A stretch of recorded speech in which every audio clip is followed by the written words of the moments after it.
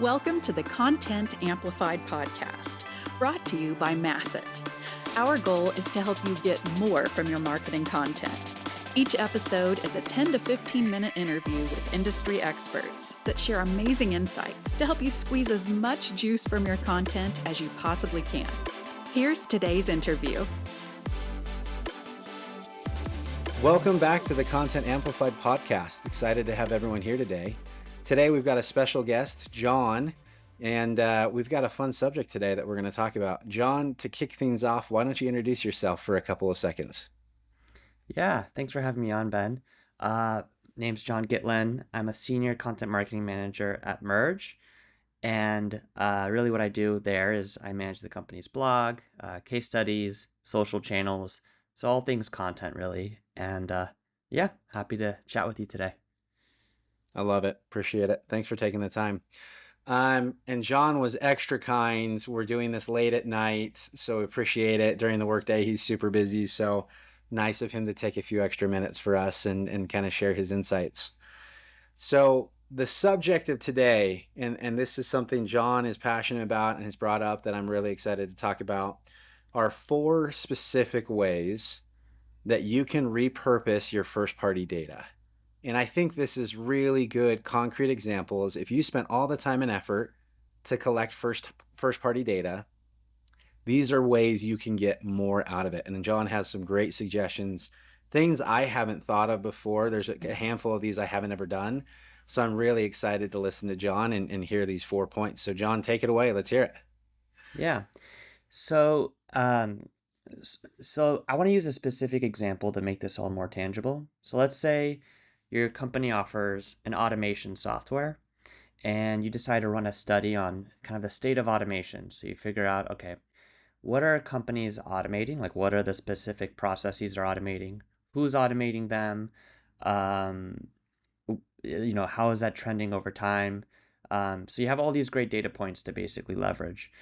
And what you can do, I think step 1 is really PR. So you have obviously a couple different outlets that you can pitch this to, but maybe like figuring out, okay, what data points are going to resonate with this outlet?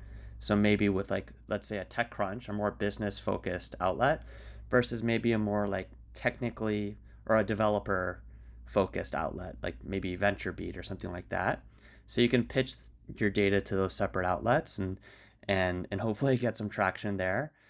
A step 2 would be like a webinar. So since all of this research is like super interesting to your target audience, and it is like cutting edge, like this is stuff that your target audience like wants to know and needs to know. I think having the webinar hosted by like, again, like the state of automation example. So it would be like an automation consultant or maybe a CIO hosting the webinar, presenting the findings and really kind of contextualizing the results for the audience so that they can understand like what does this mean for their business processes, like how should this affect their automation strategy.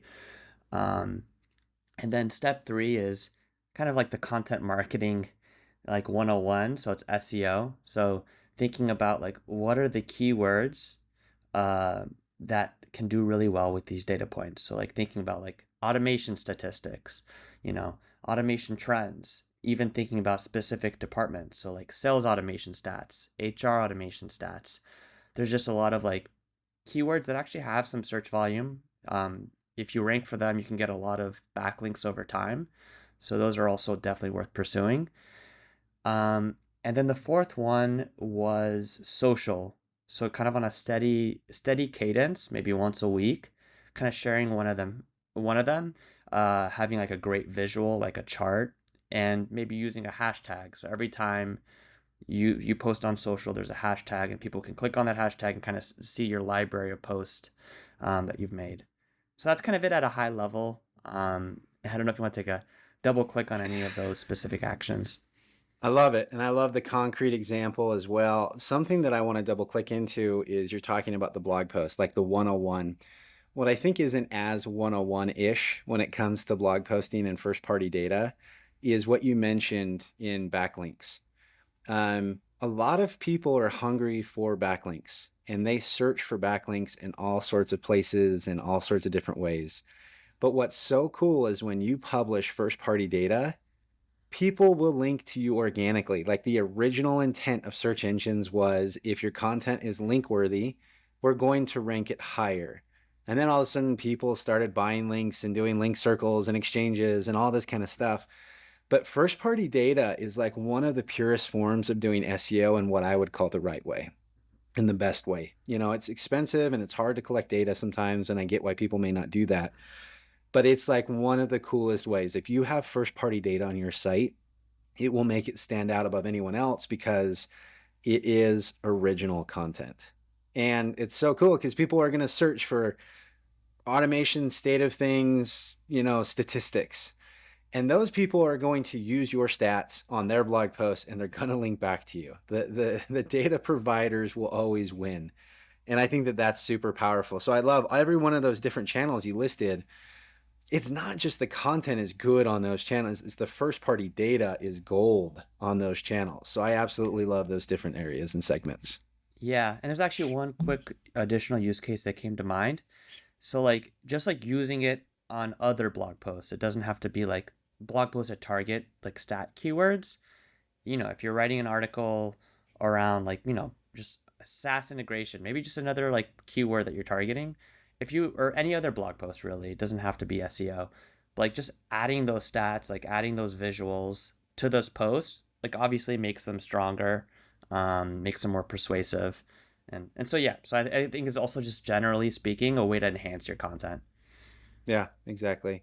Making sure that you're the thought leader. I think that that's a big, big element. Thought leaders create their own data and original thought. And I think that's a really cool way of doing it. Mm-hmm.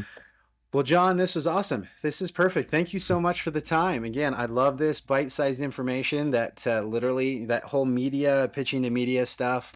I've thought about it in the past, but I haven't focused that closely on it. So I love that. So as I do first-party data, I need to go find some outlets and really give them some information because they're just as hungry as anyone else when it comes to data. So that's something I need to take away from this from day one. So appreciate it and thanks for sharing. Yeah, of course. Thanks for having me.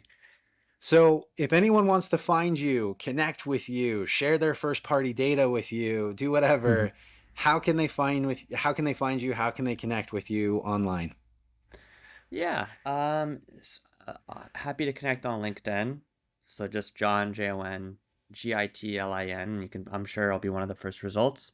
What else? You can keep up with me on the Merge blog. That's where I'm writing a lot these days.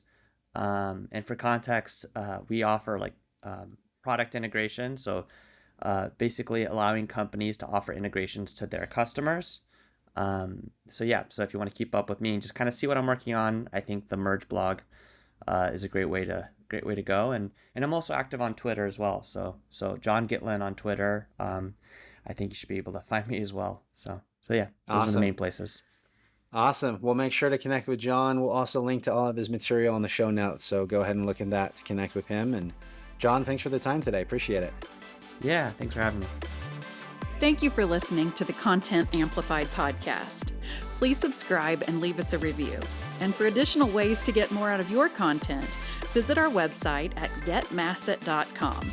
That's getmasset.com. And tune in next time to the Content Amplified podcast.